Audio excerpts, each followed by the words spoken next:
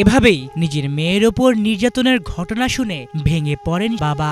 এই দৃশ্য দেখে যে কেউ বলতে বাধ্য হবেন, এই পৃথিবীতে একজন বাবার পক্ষে বোধহয় সবচেয়ে পীড়াদায়ক অনুভূতি এটি। সম্প্রতি দেশে আশঙ্কাজনক হারে বেড়েছে ধর্ষণের হার। জনমনে উঠছে প্রশ্ন, কেন বাড়ছে ধর্ষণের মতো পৈশাচিক অপরাধের ঘটনা? এক্ষেত্রে দেশের আইনের শাস্তির বিধান কি অপরাধ বিবেচনায় কম? আর এই অপরাধে শাস্তির বিষয়টি পৃথিবীর অন্যান্য দেশে কেমন?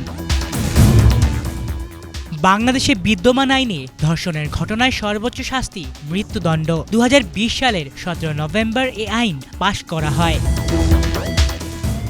সৌদি আরবের শরিয়া আইনে ধর্ষণ একটি ফৌজদারি অপরাধ এবং এর শাস্তি হিসেবে দৌড়া মারা থেকে শুরু করে মৃত্যুদণ্ডের বিধান রয়েছে। সংযুক্ত আরব আমিরাতেও এ অপরাধের সর্বোচ্চ শাস্তি মৃত্যুদণ্ড।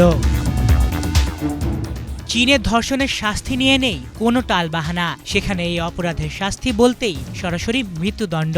তবে কিছু কিছু ক্ষেত্রে পরিস্থিতির গুরুত্ব বোঝাতে ধর্ষকের যৌনাঙ্গ কেটে দেয়া হয়। বিশ্বের অন্যতম শক্তিধর দেশ মার্কিন যুক্তরাষ্ট্রে দুই ধরনের আইন প্রচলিত, ফেডারেল আইন ও অঙ্গরাজ্যগুলোর নিজস্ব আইন। ধর্ষণ মামলাটি ফেডারেল আইনের অধীনে পড়লে ধর্ষককে অর্থদণ্ড বা যাবজ্জীবন কারাদণ্ড দেয়া হয়ে থাকে। তবে অঙ্গরাজ্য আইনের অধীনে এক এক অঙ্গরাজ্যে ধর্ষণের শাস্তি এক এক রকম।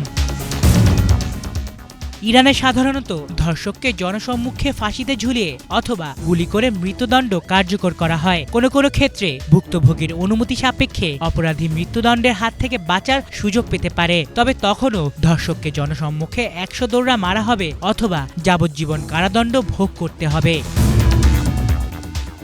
ভারতেও ধর্ষণের সর্বোচ্চ শাস্তি হিসেবে রাখা হয়েছে মৃত্যুদণ্ডের বিধান। 2018 সালে পাশ হওয়া এক নির্বাহী আদেশে দেশটিতে 12 বছরের কম বয়সী মেয়ে শিশুকে ধর্ষণের শাস্তি হিসেবে মৃত্যুদণ্ডের বিধান দেয়া হয়েছে। এছাড়া অন্যান্য ক্ষেত্রে ধর্ষণ প্রমাণিত হলে ন্যূনতম 10 বছর শাস্তির বিধান রয়েছে। এদিকে নরওয়ে ও ইসরায়েলের ধর্ষণের ক্ষেত্রে যথাক্রমে 4 থেকে 15 এবং 4 থেকে 16 বছরের কারাদণ্ডের বিধান রয়েছে। আলিফ চৌধুরী, বাংলাভিশন নিউজ ডেস্ক।